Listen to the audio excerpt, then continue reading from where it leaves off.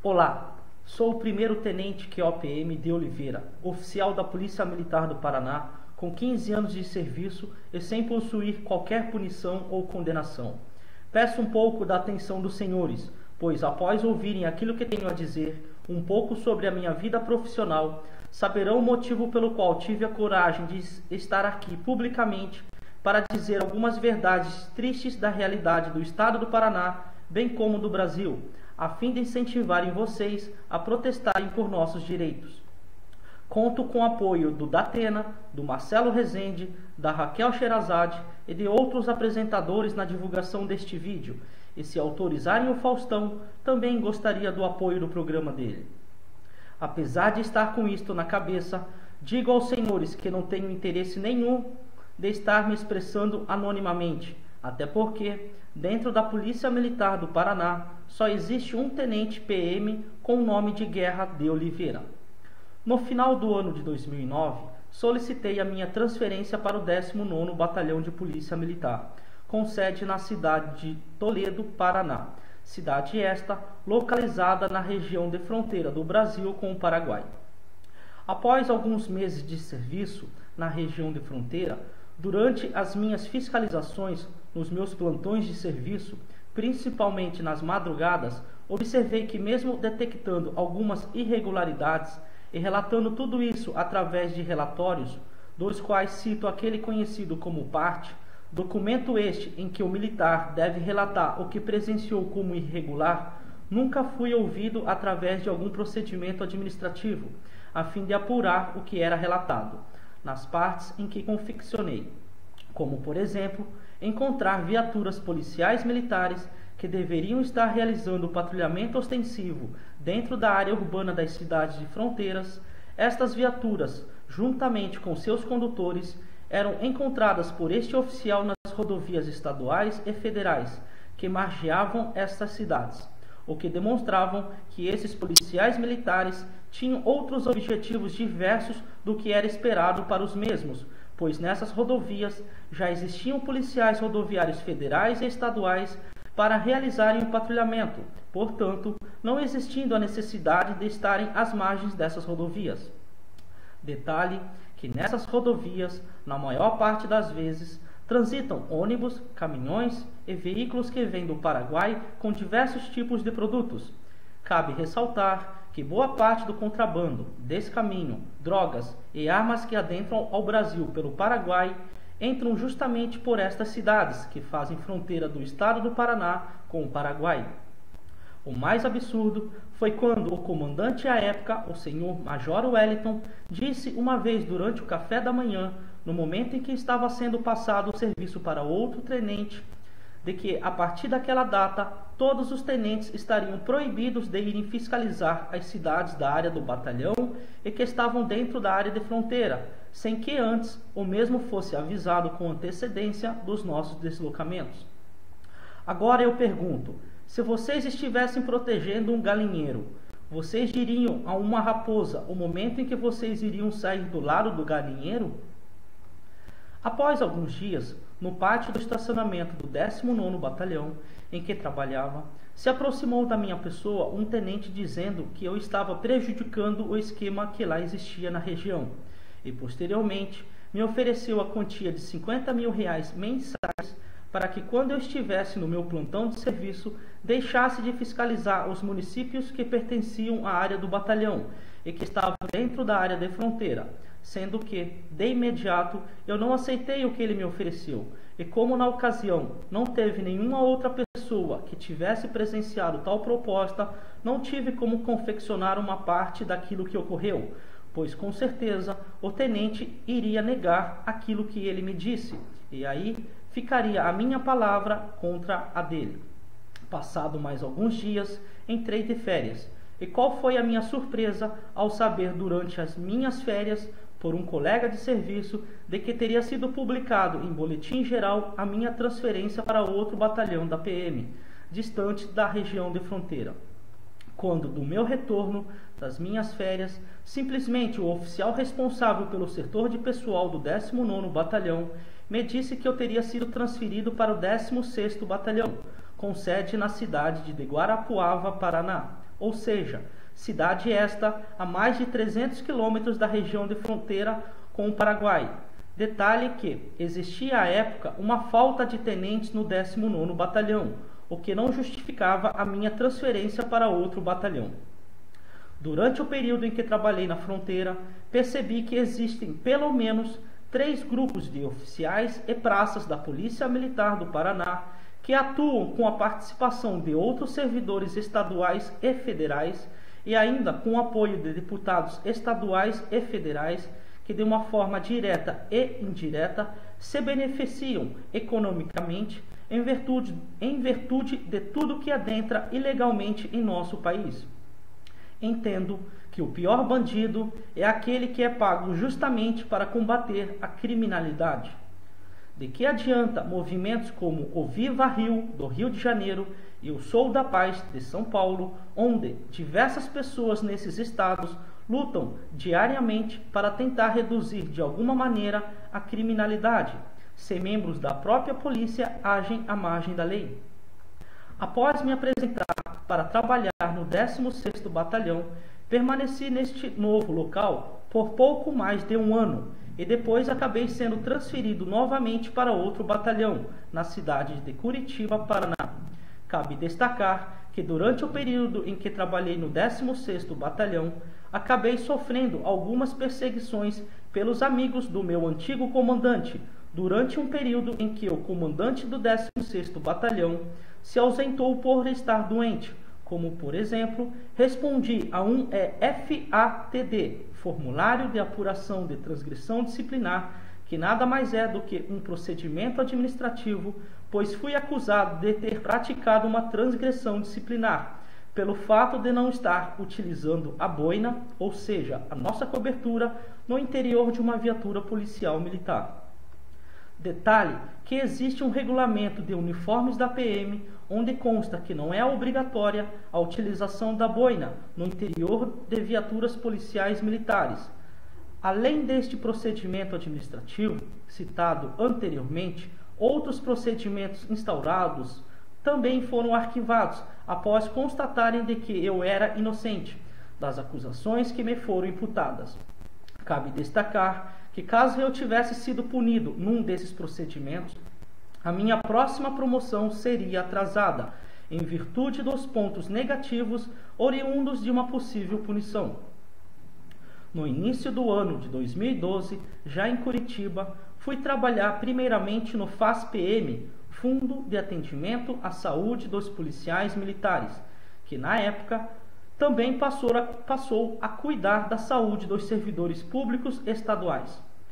Ao chegar no FAS-PM, fiquei surpreso ao perceber que quase tudo que era adquirido através dos recursos financeiros creditados nas 4 contas correntes, sejam elas dos policiais militares e servidores civis, alegavam os membros do Conselho Diretor que era em caráter de emergência ou urgência, mesmo que em alguns casos não eram emergenciais ou de urgência, conforme constam em algumas gravações de áudio das reuniões que deliberavam pelos pagamentos, onde alguns dos membros do próprio Conselho Diretor diziam para os demais membros que eles poderiam responder por improbidade administrativa, pois em certos casos não se configurava o caráter emergencial ou de urgência, e em outros casos já existia inclusive registro de preço junto ao governo do estado do Paraná por causa das compras que o governo fazia para os demais hospitais junto à Secretaria Estadual de Saúde.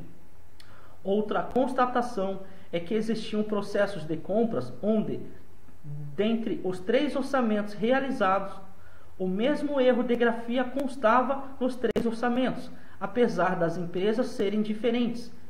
Existia ainda um direcionamento para as mesmas empresas, onde eram efetuados as aquisições ou os pagamentos dos serviços prestados. Estranho era perceber que, em certos casos, os próprios oficiais médicos é quem buscavam os orçamentos dos produtos, equipamentos ou serviços a serem adquiridos, apesar de existir dentro do próprio Hospital da Polícia Militar do Paraná um setor de compras específico para este fim. Dentro do FAS-PM, nunca observei o interesse pela aquisição de um software capaz de pesquisar os preços de produtos hospitalares com um menor preço, como existe na grande maioria dos hospitais particulares. É possível ainda citar que alguns serviços hospitalares eram realizados no Hospital de Curitiba, de propriedade da família de um vereador amigo do governador Beto Richa. Cabe ainda ressaltar que alguns pagamentos relacionados aos serviços prestados por este hospital sempre eram pagos com uma rapidez diversa de outros locais, o que causava um espanto pelo tratamento diferenciado que era dado a este hospital. Mas esperar o quê de alguém conhecido por alguns de playboy, que não consegue administrar o Estado? Um Estado onde aquele que foi alvo de uma investigação denominada Diários Secretos é o relator de um projeto de auxílio-moradia para os mesmos juízes que irão julgá-lo. O que vocês acham que irá ocorrer nesta possível troca de favores? Não é fácil aceitar viver num Estado onde o tráfico de influência existente entre os poderes executivo, legislativo e judiciário ocorram descaradamente, ou pior, de uma forma secreta. Já dizia Rui Barbosa, a pior ditadura é a ditadura do poder judiciário. Contra ela não há quem recorrer. Passado alguns meses, ainda no ano de 2012, fui novamente transferido para outro batalhão da Polícia Militar, também em Curitiba, o 12º Batalhão.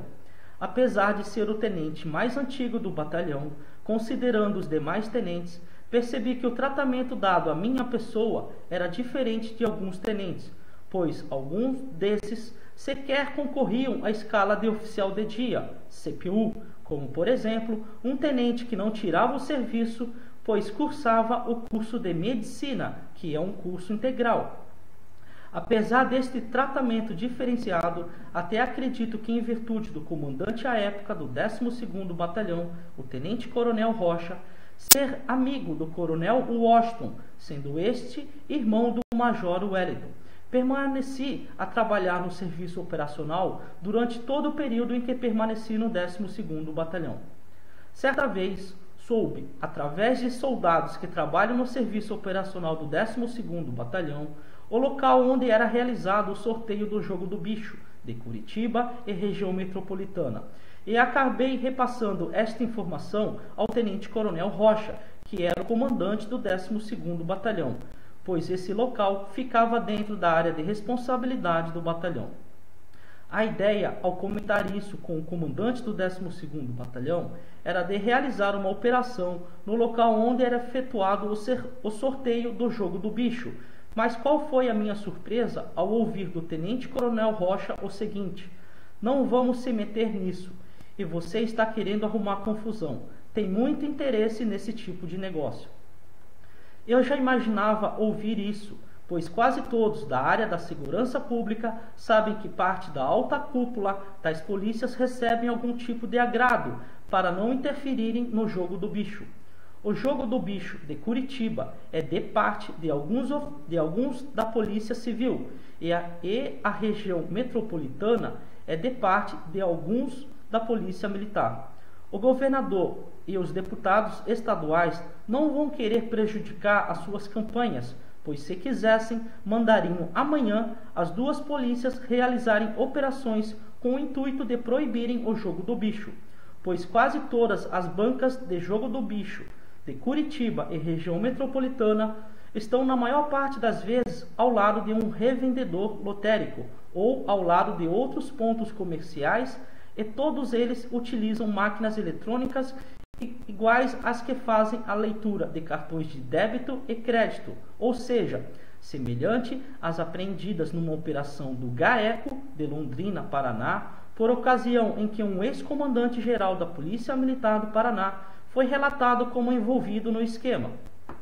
Após essa conversa com o Tenente-Coronel Rocha, passado alguns dias, decidi solicitar a ele a minha transferência do 12º Batalhão, por não concordar com a forma de trabalho que ele utilizava.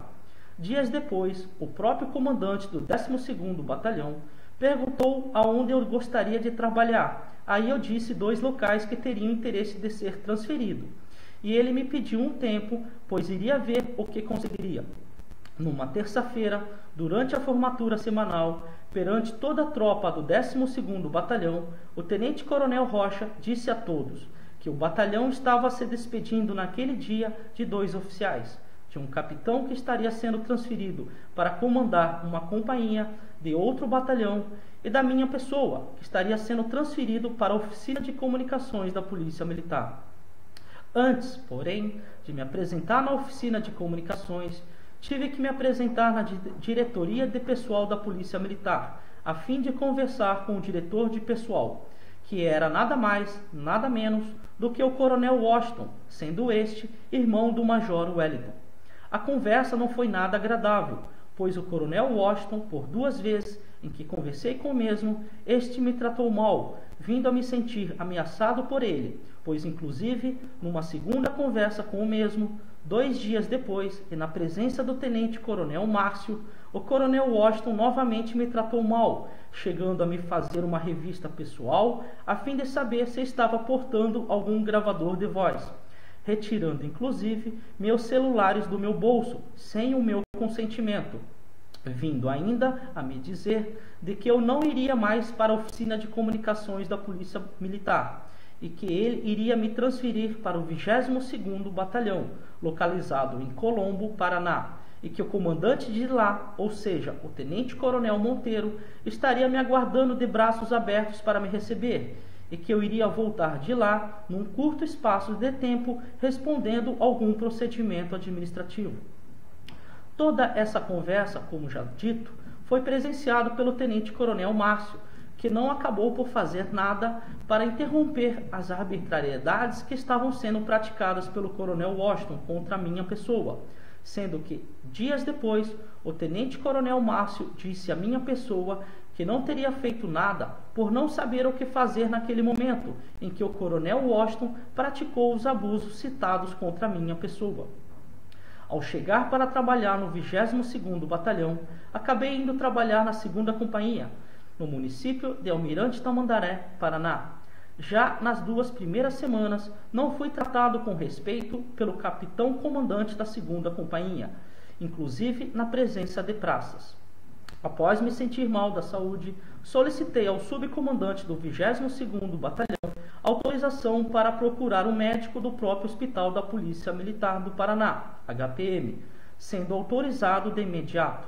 Após retornar da consulta, onde o médico do HPM expediu um atestado médico de 15 dias por estresse pós-traumático que possivelmente teria como causa a forma que estava sendo tratado pelo comandante do 22º Batalhão e pelo comandante da 2ª Companhia. Uma vez entregue, mediante protocolo, a parte e o atestado médico do HPM, passei os 15 dias de atestado médico em minha residência. Qual foi a minha surpresa ao retornar para trabalhar no meu local de serviço? Após o término do atestado médico, me foi dado voz de prisão na sede do 22º Batalhão, pois o comandante do 22º Batalhão teria alegado que eu tinha desertado. Para quem não sabe, deserção é quando o militar deixa de ir trabalhar sem uma justificativa, por um período acima de 8 dias. Detalhe é que fiquei preso por 60 dias por esta suposta deserção.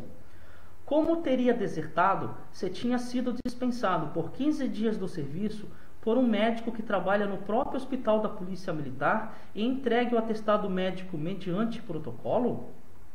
É lógico que a prisão tinha sido montada contra a minha pessoa, pois inclusive uma semana antes de ter sido preso, o próprio Tenente-Coronel Monteiro me disse que teria recebido recomendações para a minha pessoa antes da minha chegada para lá, o que confirma aquilo que o Coronel Washington tinha dito antes, de que ele teria me recomendado para o Tenente-Coronel Monteiro.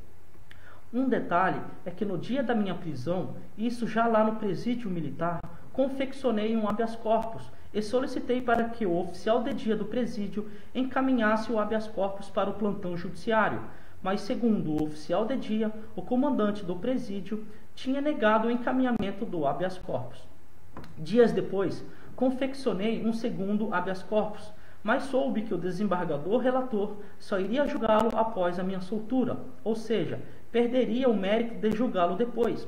Então, sabendo disso, fiz duas representações, uma no Conselho Nacional de Justiça, CNJ, por excesso de prazo contra o desembargador, e a outra no Conselho Nacional do Ministério Público, CNMP, por inércia e excesso de prazo, por parte da Procuradora de Justiça, pois desde 2008 já era entendimento do STF de que não caberia imputação de deserção para o militar que estivesse de atestado médico, e todas essas informações constavam no habeas corpus. Tenho certeza de que o presidente do Tribunal de Justiça do Paraná, à época, o desembargador Cleiton de Camargo, não gostou de que um tenente tivesse feito uma representação no CNJ. No dia 4 de fevereiro de 2014, fui absolvido na Justiça por inexistência da infração penal, pela acusação de ter desertado.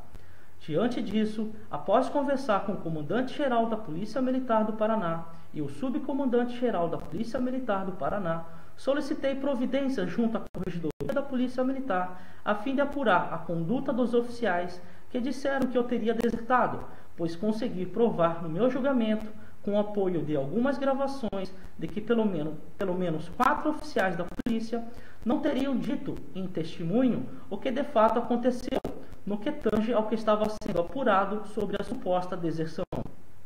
Fui orientado pelo comandante-geral da polícia a procurar o coronel Carmo, que à época era o corregedor-geral da Polícia Militar. No entanto, apesar de conversar com este último e dizer sobre o que de fato ocorreu, e mesmo apresentando algumas gravações de áudio que provavam que alguns oficiais não disseram a verdade sobre o que testemunharam, o coronel Carmo me disse que não poderia fazer nada e que não iria instaurar nenhum procedimento administrativo para apurar o que tinha relatado a ele.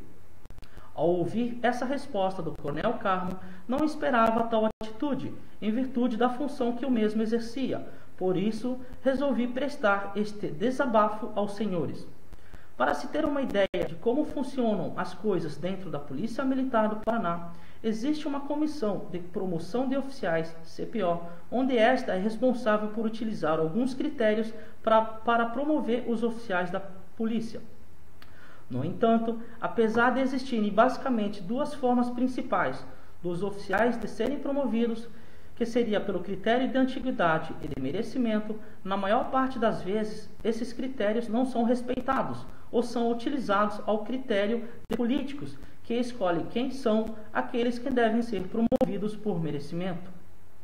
Às vezes, o oficial tem uma quantidade X de pontos que lhe permitiria ser promovido, mas a CPO tem uma nota que pode ser arbitrada até 12 pontos, onde certos oficiais da polícia que trabalham na Casa Militar recebem nota 12 ou próximo de 12, o que, em comparação com outros oficiais da polícia, mesmo possuindo uma quantidade de pontos suficientes, estes não recebem a nota máxima da CPO, ou seja, 12 ou próximo de 12, e que por causa disso acabam não sendo promovidos pelo critério de merecimento. É um absurdo como isso vem ocorrendo há anos.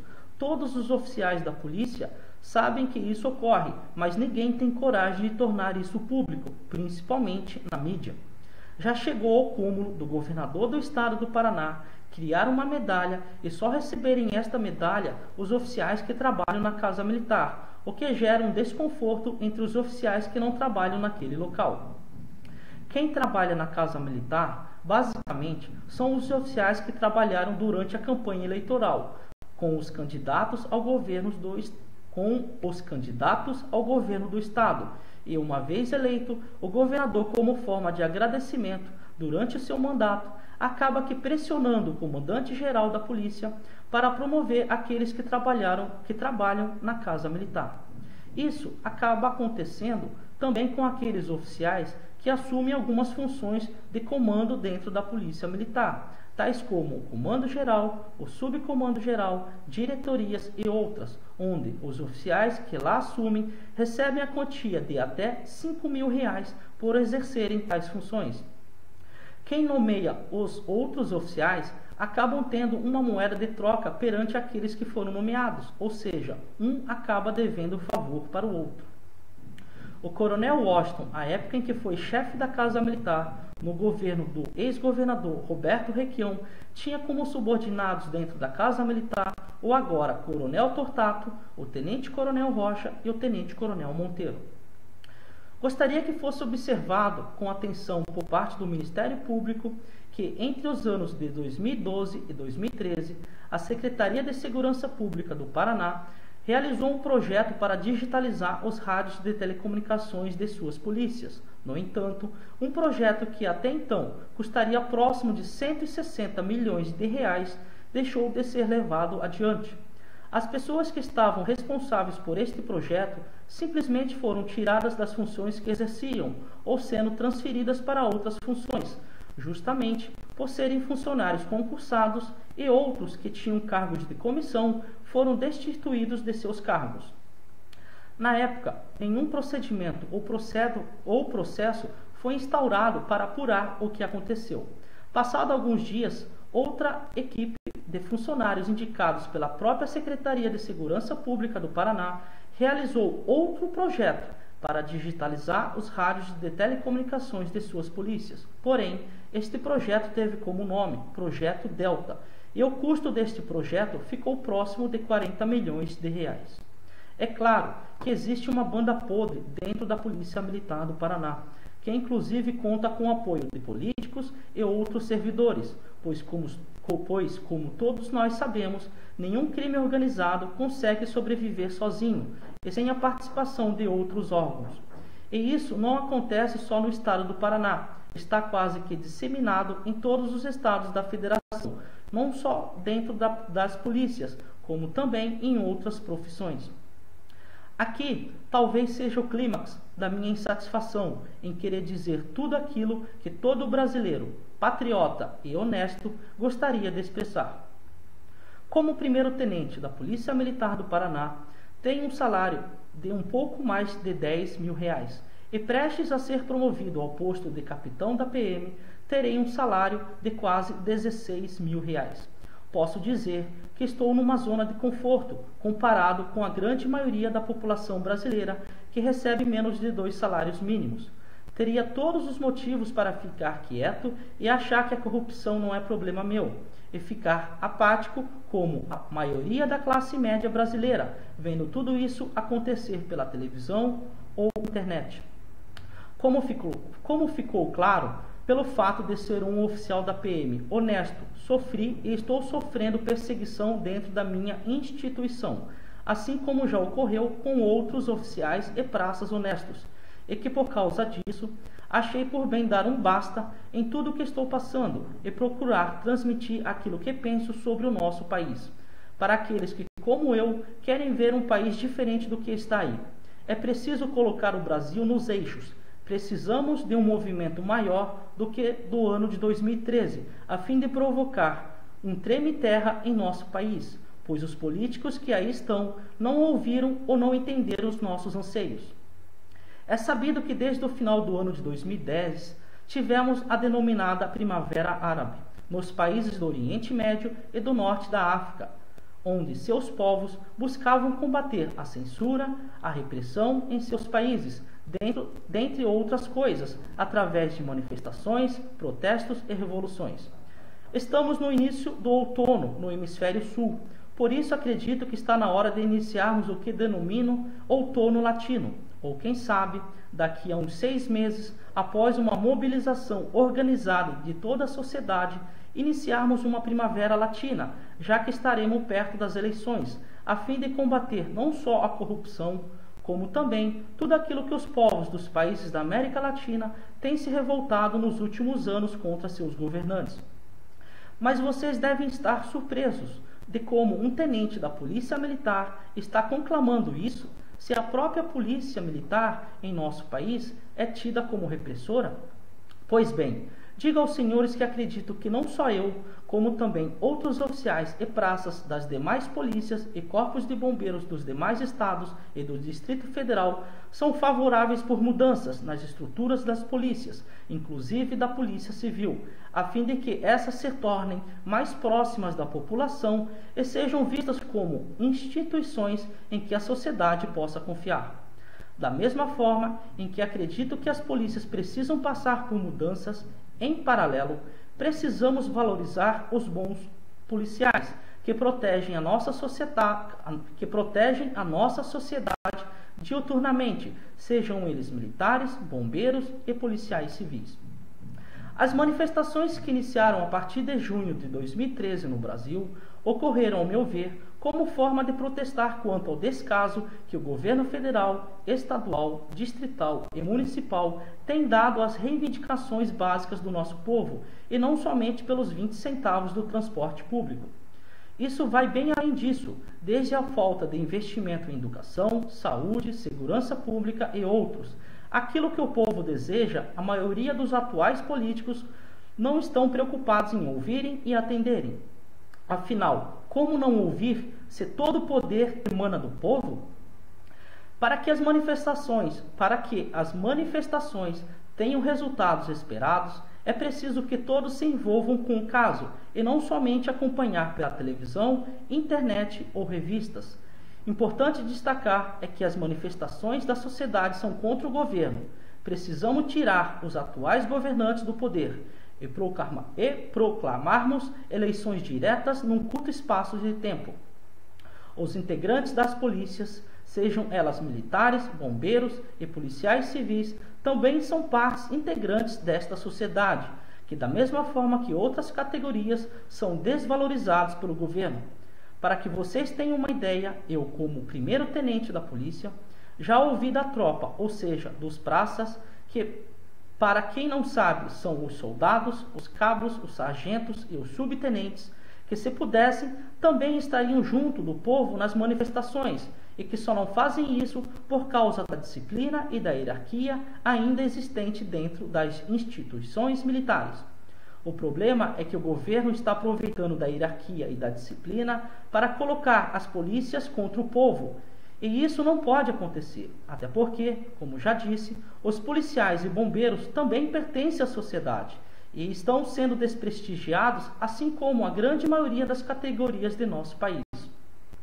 Todo militar, seja ele policial ou bombeiro, e todo policial civil possuem parentes, e parte desses parentes também participaram das manifestações, pois uma coisa é verdade, os governos nos últimos anos não estão nem aí para as polícias. Todos os estados da federação não valorizam seus profissionais da área de segurança pública. O governo vive prometendo a aprovação da PEC 300, que iria garantir um salário razoável para seus profissionais, mas continuam levando em banho-maria essa promessa. Motivos não faltam para que a tropa permaneça aquartelada, e essa é a dica decisiva, para que o movimento tenha a força esperada, com o apoio inclusive dos familiares dos policiais e bombeiros. Até porque, se não tiver quem contenha as manifestações, ficará fácil exigir a renúncia dos corruptos de nosso país. Não é difícil encontrar nos diversos estados viaturas policiais sucateadas, sem manutenção, sem combustível, policiais sem alimentação durante o seu turno de serviço, obrigados a pedirem comidas em restaurantes e lanchonetes. Isso quando não são obrigados a fazer vaquinha para comprar comida. Não é raro também encontrar policiais sem colete balísticos individuais, policiais sem rádios portáteis de comunicação HTs, policiais sem armamentos condizentes com a atual realidade da criminalidade brasileira, e isso é o mínimo a ser relatado neste momento, e que os governos deveriam se preocupar, mas não estão nem aí. Não será com a criação da UPP do Rio de Janeiro ou com a criação da UPS, como daqui do Paraná, que conseguiremos combater a criminalidade. Os governantes esquecem que segurança pública não se conquista só pensando nos interesses eleitorais, mas sim combatendo aquilo que gera a insegurança pública, e motivo para isto não falta no Brasil. Isso sem esquecer que com essas criações meramente políticas, estão colocando a tropa numa fogueira, pois aplicam esses efetivos sem o mínimo de condição de segurança, pondo em risco a vida de diversos policiais no dia a dia e a segurança dos próprios moradores.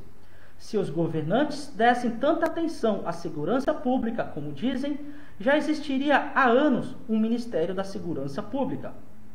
Existe dentro das polícias militares, especificamente, um distanciamento entre oficiais e praças, e isso não deveria existir. Afinal, penso que todo praça seja igual a qualquer oficial, pois a única diferença entre eles é que um teve a oportunidade de se formar no curso de oficial e nada mais. Fiquei triste ao ver uma reportagem recentemente de um praça que passou mal durante o seu turno de serviço no estado da Bahia, e seus superiores imediatos não autorizaram o encaminhamento desta praça para um hospital com apoio de uma viatura policial. Durante os meus 15 anos de serviço como oficial, sempre procurei conversar com os praças e respeitá-los, pois são eles quem de fato estão na linha de frente, combatendo a criminalidade, e não atrás de uma escrivaninha despachando documentos ou dando ordens. Lógico que existem exceções de oficiais, que estão ao lado das praças, não só para coordenar e fiscalizar, mas principalmente estão lado a lado no momento em que o bicho está pegando, ou seja, como por exemplo, numa troca de tiros.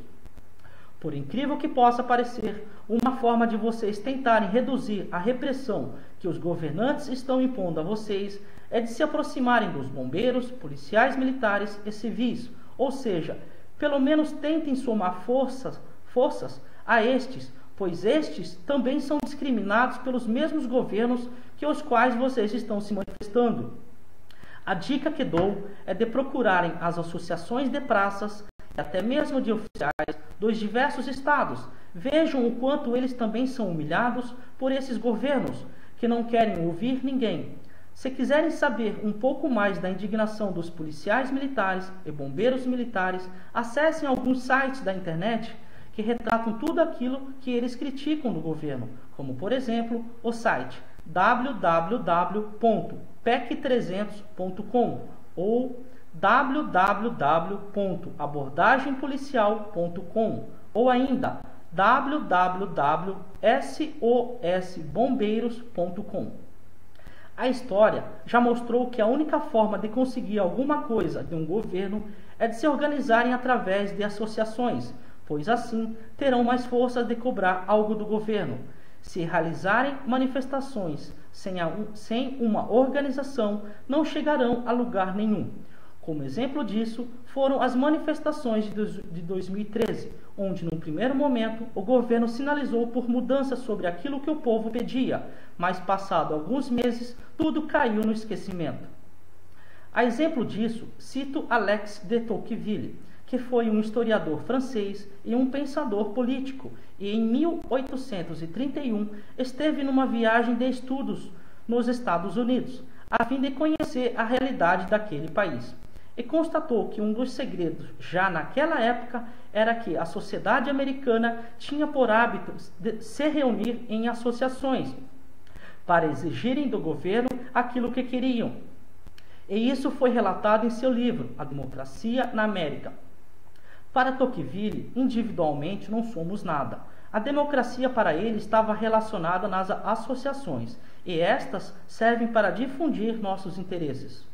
Como forma ainda esclarecer a vocês de que sem manifestações não chegaremos aos objetivos que desejamos, quero citar uma frase de Martin Luther King Jr., que foi um importante ativista político norte-americano que nas décadas de 50 e 60 lutou em defesa dos direitos sociais, e dentre as suas frases históricas destaco uma especificamente: quem aceita o mal sem protestar, coopera com ele. Se formos buscar ainda na história, iremos encontrar também Rui Barbosa, que foi, dentre outras coisas, um importante escritor, diplomata, jurista, e que entre as suas frases destaco a seguinte: o homem que não luta pelos seus direitos não merece viver. Portanto, não será de forma apática que iremos conseguir aquilo que queremos. E isso a história já demonstrou. Se não tivermos também o apoio da classe média brasileira, não iremos conquistar nossos objetivos. A exemplo disso, digo que talvez a falta de investimento em saúde e educação não afetem tanto a classe média, como é afetada a classe baixa, pois, com o dinheiro que possuem, tanto a educação quanto a saúde, a classe média, a partir da sua renda, pelo menos conseguem obter o mínimo dessas áreas para seus filhos. No entanto, quando falamos da falta de investimentos em segurança pública, aí sim, tanto a classe média quanto a classe baixa e a classe alta sofrem com a falta de investimento nessa área. Não espere que você ou alguém de sua família seja mais uma vítima da violência ou da ausência de investimento em educação e saúde, para somente depois você tomar coragem e querer cobrar algo do Estado e se manifestar contra tudo isso. Saibam que com este meu desabafo que estou falando a vocês, estou colocando em risco a minha vida e também a minha liberdade. Poxa, percebam o risco pelo qual estou correndo. A única coisa que estou tentando esclarecer a vocês é que, sem manifestações para exigirmos nossos direitos, jamais iremos ter um país diferente do que temos hoje. E essa apatia da sociedade brasileira tem que acabar. Se vocês somarem forças com todos os segmentos da sociedade que também não aguentam mais a forma como os atuais políticos estão agindo, poderemos conquistar aquilo que desejamos, sem que para isso venha a ocorrer depredações, vandalismo ou coisas do gênero, pois senão vocês cairão no descrédito e serão motivos para o governo tentar, como já está ocorrendo, criminalizar as manifestações, como forma de abafar a vontade do povo e impor aquilo que o governo quer. Não podemos deixar que ocorram mortes de pessoas nas manifestações, assim como do repórter cinematográfico da Rede Bandeirantes, onde, em virtude da ação de um pequeno grupo que não tinha interesse de manifestar e sim de cometer crimes, acabaram por causar a morte de um profissional da imprensa que estava lá só trabalhando, com o único objetivo de trazer para vocês informações do fronte das manifestações. Precisamos do apoio dos diversos profissionais da imprensa para divulgarem tudo aquilo que a sociedade está protestando contra o governo. Este apoio deve ocorrer de uma forma imparcial e não por emissoras interessadas nas verbas publicitárias dos governos, onde essas emissoras, que apelido de engana bobo, só divulgam aquilo que é do interesse dos governos e não mostram a realidade do Brasil, onde falta de tudo para a educação, saúde e a segurança pública. Quero deixar bem claro que sou contrário a qualquer tipo de discriminação em nosso país.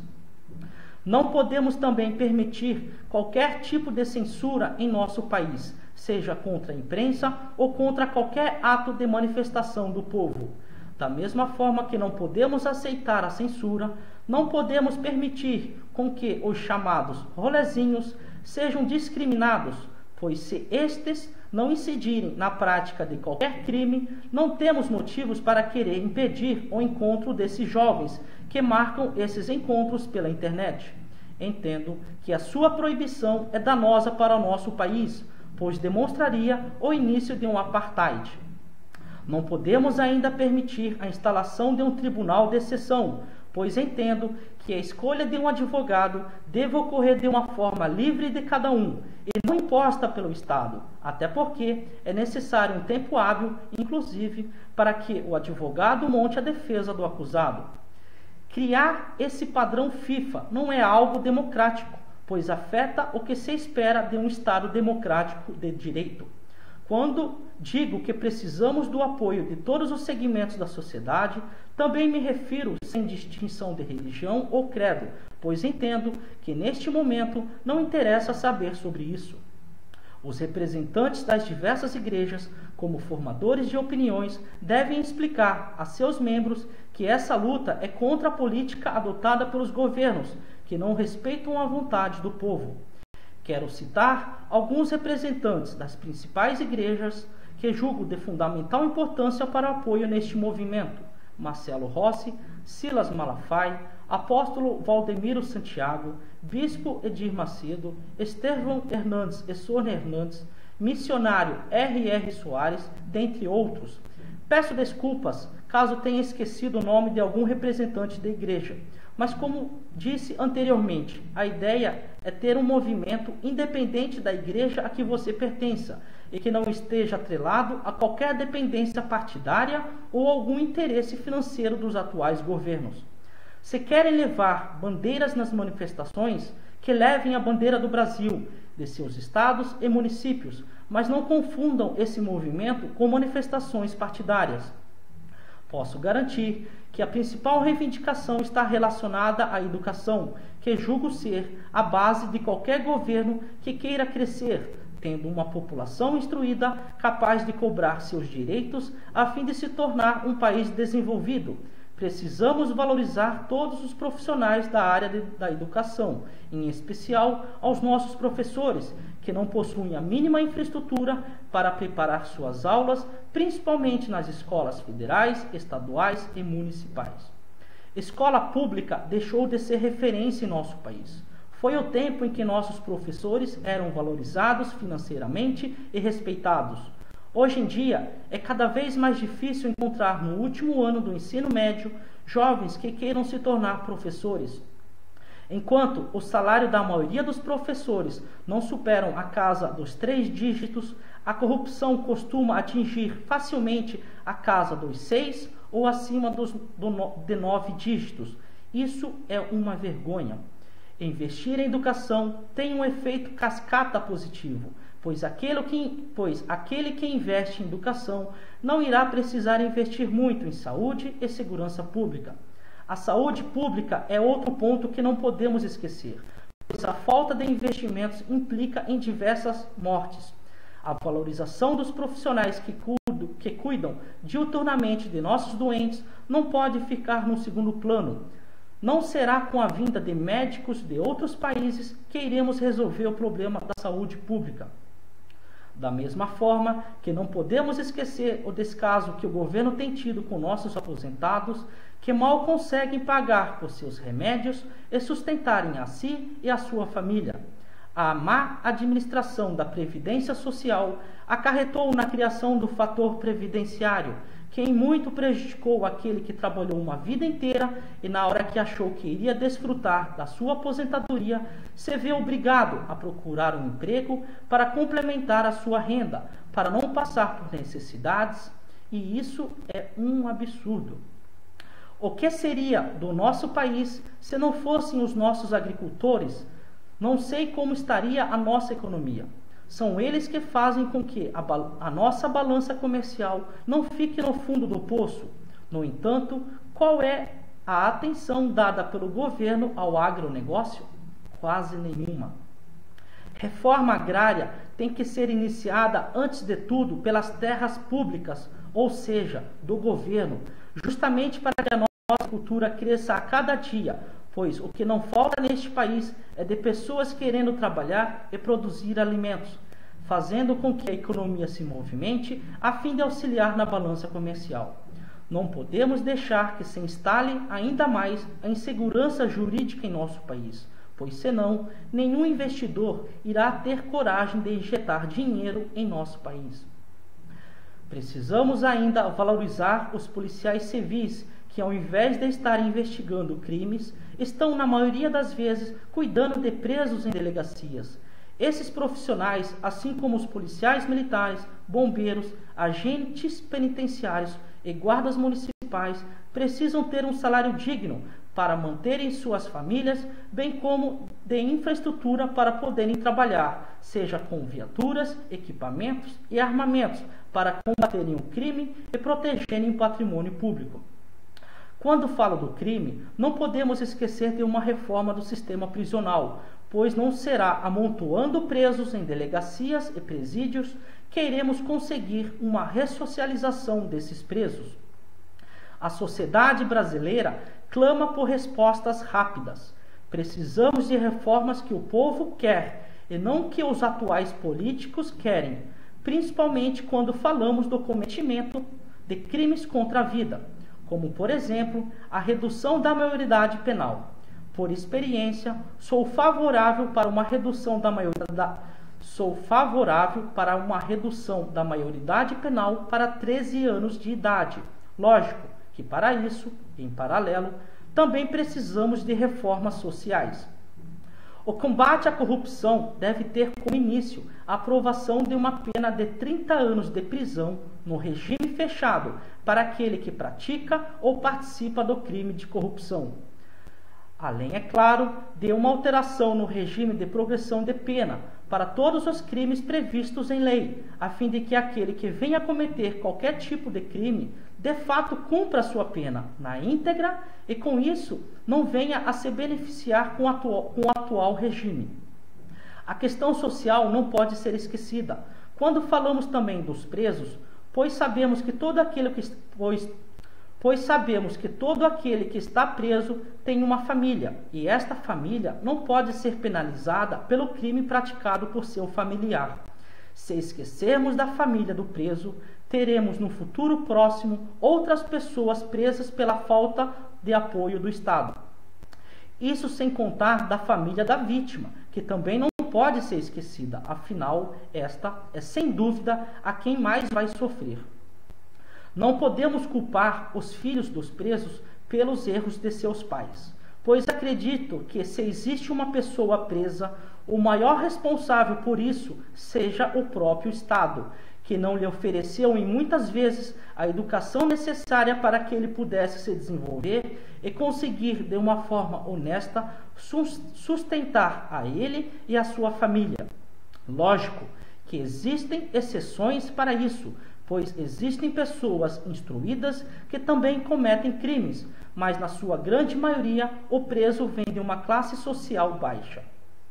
Não podemos esquecer de valorizar e apoiar os membros do Ministério Público e do Poder Judiciário, pois a eles cabe, dentre outras coisas, o poder de fiscalizar e cumprir a lei. Precisamos ainda da criação de promotorias de justiça e procuradorias específicas e com apoio de especialistas para acompanhar e fiscalizar as emendas parlamentares e verbas orçamentárias, pois é onde acredito que ocorra a maioria dos desvios de dinheiro público através da corrupção. Ao mesmo tempo, não podemos deixar que carreiristas da justiça fiquem sugando aqueles que de fato trabalham. Por isso devemos apoiar o papel do CNJ e do CNMP e cobrar destes também. Não podemos deixar a justiça ser exercida por comissionados ou pessoas desqualificadas. Para a função, devemos exigir pessoas concursadas.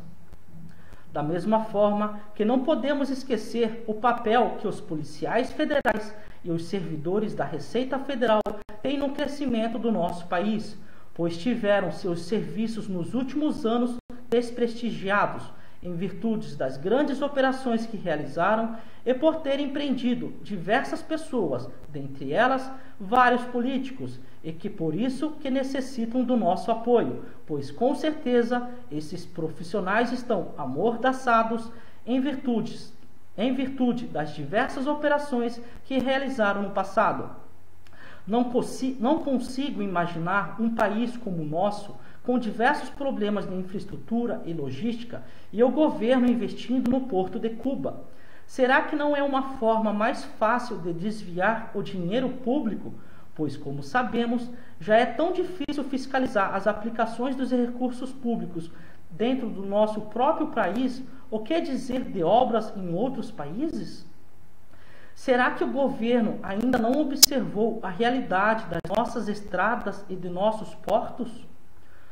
Nossos caminhoneiros e portuários estão esquecidos pelo governo. Esses vivem em péssimas condições, seja pelo baixo salário ou pelos gastos que nossos caminhoneiros têm sofrido para trabalhar em nossas precárias estradas, onde o custo para se manter um caminhão é altíssimo. Pergunto a vocês, quem de fato ganha com os altos valores dos pedágios de nossas estradas? Caminhoneiros, donos de empresas de transporte e portuários, nos auxiliem em nossas manifestações. O apoio de vocês será fundamental, pois o governo saberá que sem vocês o Brasil pode parar. Contamos também com o apoio Contamos também com mais uma categoria que está esquecida pelo governo, que são os nossos policiais rodoviários federais, que sob as mais diversas condições climáticas estão realizando o policiamento ostensivo em nossas rodovias federais e inclusive socorrendo as vítimas de acidentes de trânsito. Sua força está atrelada ao apoio a ser dado aos nossos caminhoneiros e portuários. Antes de ser oficial da Polícia Militar, tive a oportunidade de estudar na Escola Preparatória de Cadetes do Exército, SPSEX, e na Academia Militar das Agulhas Negras, AMAN, e posso garantir que a nova geração de oficiais que lá estudaram comigo não querem cometer os mesmos erros dos militares à época do regime militar. Até porque não será com repressão que iremos resolver o problema do nosso país. E esse pensamento, com certeza, é o mesmo que os oficiais oriundos da Escola Naval e da Academia da Força Aérea também têm com relação a esse assunto. Posso ainda garantir que não queremos uma nova ditadura militar, mas queremos sim um país melhor, com eleições diretas e, com certeza, esperamos contar com o apoio dos integrantes das Forças Armadas, que não compactuam com essa sujeira política que impera em nosso país há anos. Precisamos valorizar mais do que nunca nossas Forças Armadas, com boa remuneração e com bons equipamentos, pois atualmente seus equipamentos encontram-se sucateados. O governo está errado em achar que é papel das Forças Armadas atuar para conter manifestações. Posso garantir, assim como bem disse recentemente meu primeiro comandante, à época em que estudei na SPSEX, que as Forças Armadas são instituições de Estado, apolíticas e apartidárias. Os chefes do primeiro escalão das Forças Armadas foram indicados pelo atual governo, por isso não representam os anseios da grande maioria do Exército, Marinha e Aeronáutica. Os membros das Forças Armadas, assim como os policiais militares e bombeiros militares, fizeram juramento a esta bandeira nacional. E jamais permitirão que a nossa população seja oprimida e que venhamos a se transformar numa atual Venezuela ou atual Cuba.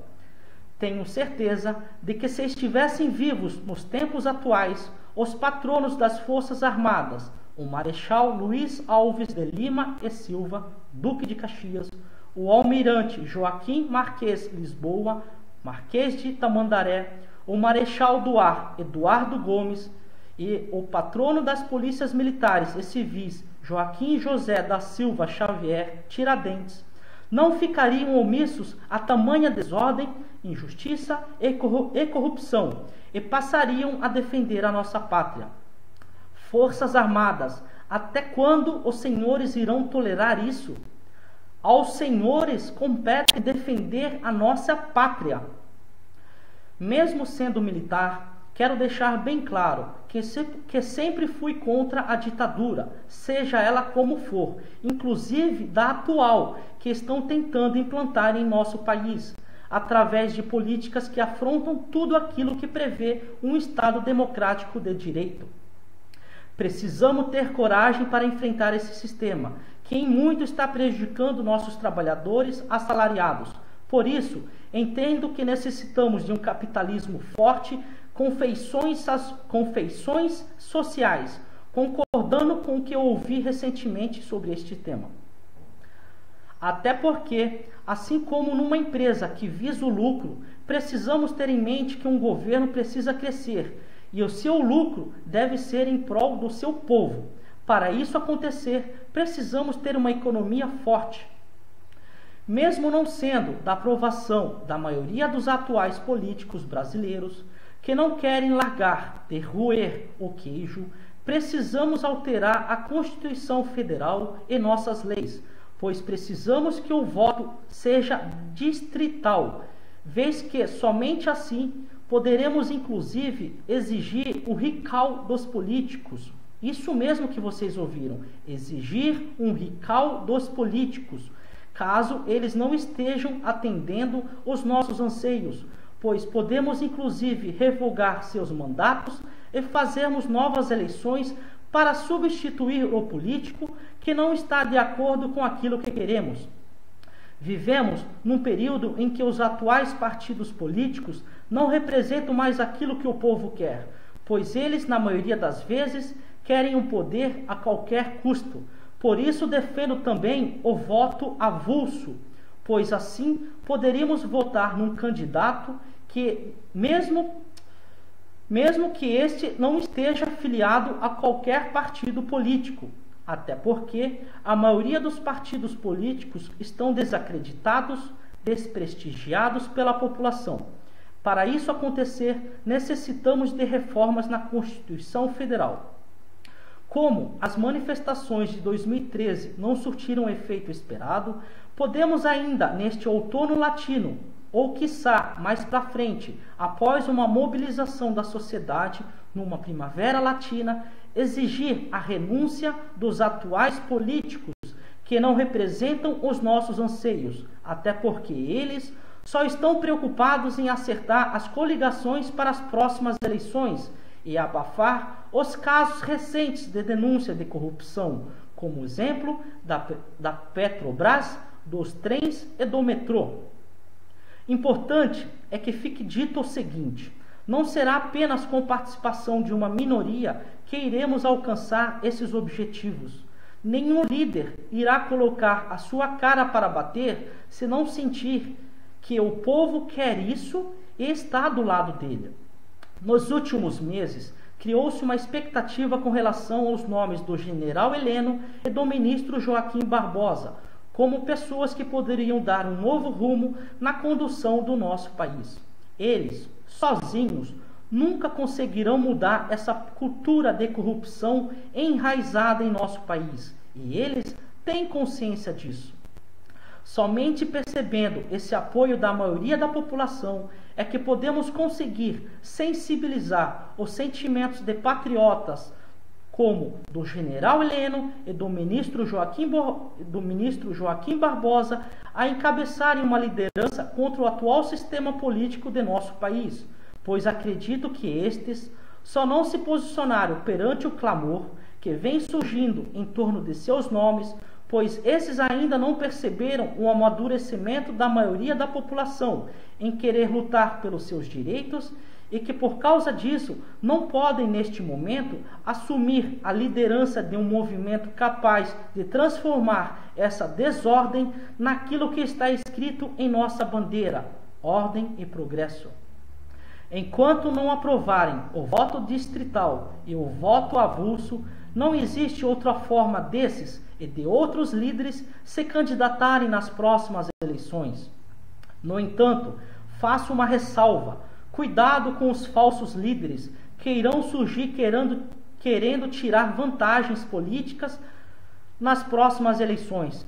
Aqueles que se dizem defensores do povo, que já estão há anos na política e que nada fizeram até hoje, não será em virtude desse novo movimento que eles irão fazer alguma coisa. Estou cansado de ouvir de alguns políticos que, se eleitos, irão acabar com o problema da seca do Nordeste. Na verdade, eles utilizam dessa promessa só para enganar o povo simples do nosso sertão. Não podemos admitir que pessoas em nosso país ainda morram em virtude da falta de água. Sem mencionar que alguns dos atuais políticos ainda acreditam que vivemos na época do voto de cabresto, onde se troca Bolsa Família por votos. Portanto, cuidado naqueles que vocês irão votar no mês de outubro de 2014, pois o futuro de nosso país está na escolha de cada um de nós. Embora já tenha sido mencionado anteriormente o nome de Martin Luther King, quero aqui trazer, com todo respeito, com algumas alterações, numa linguagem mais popular e não técnica militar, alguns trechos do discurso feito por Martin Luther King há mais de 50 anos atrás, mas que vem bem ao que está ocorrendo hoje com a realidade brasileira e de outros países. Ele dizia: I have a dream, traduzindo, eu tenho um sonho. O sonho que ele tinha na década de 60 ainda continua sendo o sonho da grande maioria de nós brasileiros. Vejam se não temos razão para protestar. Se eu morasse na Coreia do Norte ou em qualquer outro país totalitário, talvez eu pudesse entender algumas dessas imposições ilegais. Talvez eu pudesse entender a negação de certos direitos e garantias fundamentais, porque eles não se comprometeram com isto lá. Mas em algum lugar eu li: a educação, direito de todos e dever do Estado e da família, será promovida e incentivada com a colaboração da sociedade, visando ao pleno desenvolvimento da pessoa, seu preparo para o exercício da cidadania e sua qualificação para o trabalho. Em algum lugar eu li: a saúde é direito de todos e dever do Estado, garantindo mediante políticas sociais e econômicas que visem a redução do risco de doença e de outros agravos e ao acesso universal e igualitário às ações e serviços para sua promoção, proteção e recuperação. Em algum lugar eu li: a segurança pública, dever do Estado, direito e responsabilidade de todos, é exercida para a preservação da ordem pública e da incolumidade das pessoas e do patrimônio. Em algum lugar eu li: constitui objetivos fundamentais da República Federativa do Brasil. 1. Construir uma sociedade livre, justa e solidária. 2. Garantir o desenvolvimento nacional. 3. Erradicar a pobreza e a marginalização e reduzir as desigualdades sociais e regionais. 4. Promover o bem de todos, sem preconceitos de origem, raça, sexo, cor, idade e quaisquer outras formas de discriminação. Em algum lugar eu li: todos são iguais perante a lei, sem distinção de qualquer natureza, garantindo-se aos brasileiros e aos estrangeiros residentes no país a inviolabilidade do direito à vida, à liberdade, à igualdade, à segurança e à propriedade, nos termos seguintes. 4. É livre a manifestação do pensamento, sendo vedado o anonimato. 16. Todos podem reunir-se pacificamente, sem armas, em locais abertos ao público, independentemente de autorização, desde que não frustrem outra reunião anteriormente convocada para o mesmo local, sendo apenas exigido prévio aviso à autoridade competente.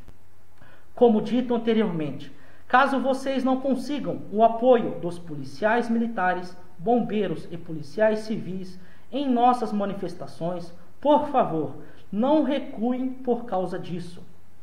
Não deixem que nenhum gás lacrimogênio, bombas de efeito moral, balas de borracha, canhões de água ou até mesmo a cavalaria ou cachorros os façam recuar nesse momento tão importante para o nosso país. Teremos dias difíceis pela frente, mas não podemos compactuar com tamanha injustiça. Não podemos ser hipócritas. Não podemos ser hipócritas em acreditar que tudo o que está acontecendo em nosso país, que um dia isso vai se resolver sozinho. Ou tomamos uma medida já, ou logo logo estaremos sofrendo, assim como boa parte da população venezuelana. Devemos agir antes da Copa do Mundo, a fim de mostrar o nosso despertar para outras nações. Não esqueçam, a história já mostrou que nada foi fácil para as populações que lutaram pelos seus direitos, como por exemplo na tomada da Bastilha. Mas realmente não podemos recuar. Ou damos o início a um basta para tudo isso, ou continuaremos a viver num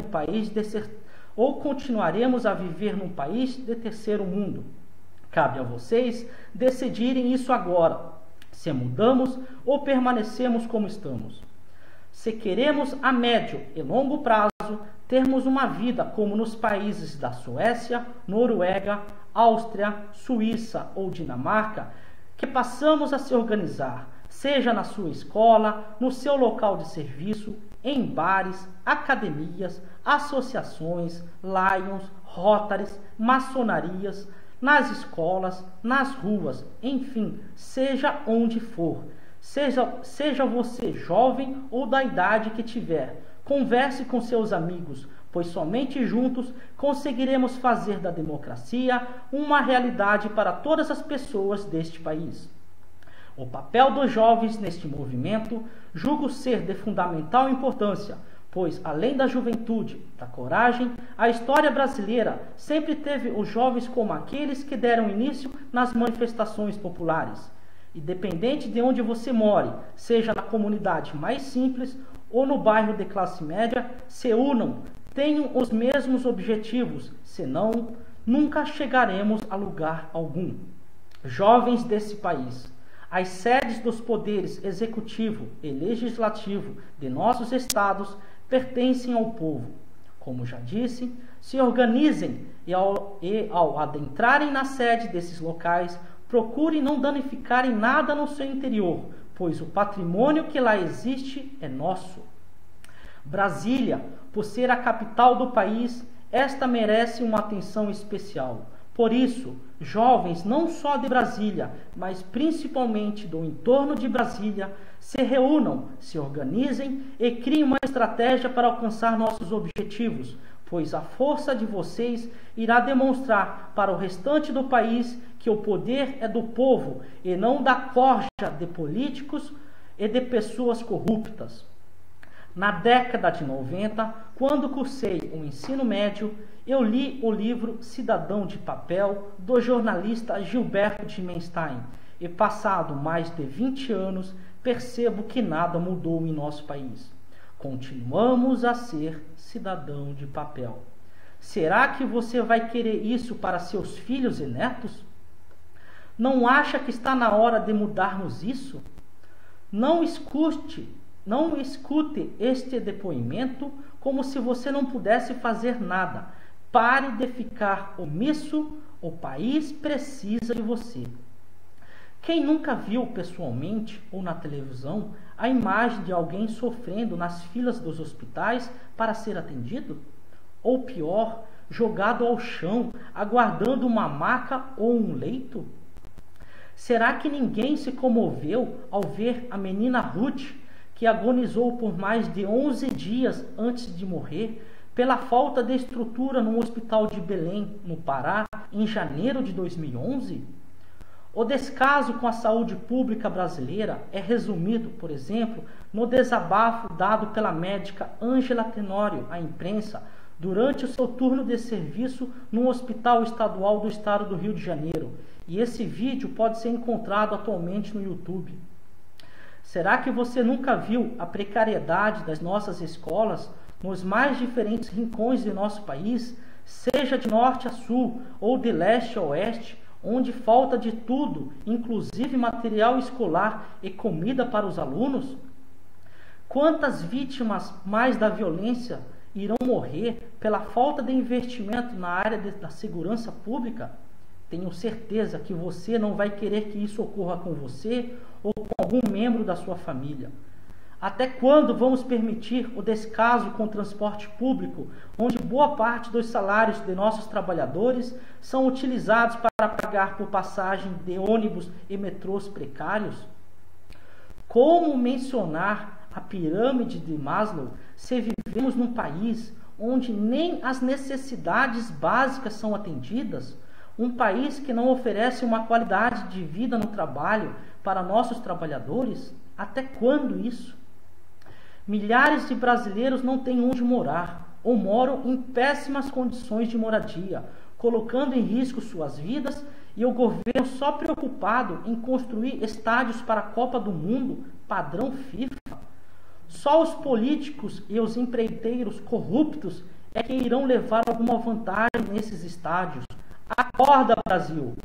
O desemprego cresce a cada dia. Centenas de empresas estão falindo em virtude da atual política econômica e, com isso, mais pessoas estão ficando desempregadas. A melhor forma de proporcionar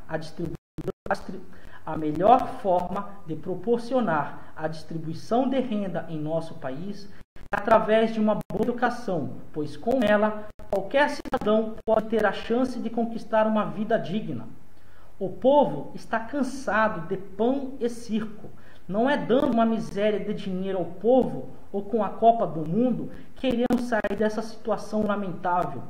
No momento, os políticos só estão preocupados com as eleições que se aproximam. Por isso que precisamos de mudanças. Como bem disse Cora Coralina, o saber a gente aprende com os mestres e com os livros. A sabedoria se aprende com a vida e com os humildes. Quero dedicar esse depoimento a todos os mestres que me ensinaram por onde eu passei. A creche Ninho Maternal, a escola Filomena Cardoso de Oliveira, Colégio Alfa, Colégio do Carmo, Escola Preparatória de Cadetes do Exército, SPSEX, Academia Militar das Agulhas Negras, AMAN, Academia Policial Militar do Guatupê, APMG, Faculdade do Norte Pioneiro, FANORP, Universidade Estadual do Oeste do Paraná, UniOeste. Que Deus me dê saúde e coragem para poder continuar lutando contra esse atual sistema, que tanto está fazendo mal para o nosso povo. Para finalizar, gostaria de dizer uma frase que ouvi pela primeira vez à época em que estudei na SPSEX, que resume tudo aquilo que gostaria que todo brasileiro colocasse em primeiro lugar em sua mente quando se referimos ao nosso país. Brasil acima de tudo!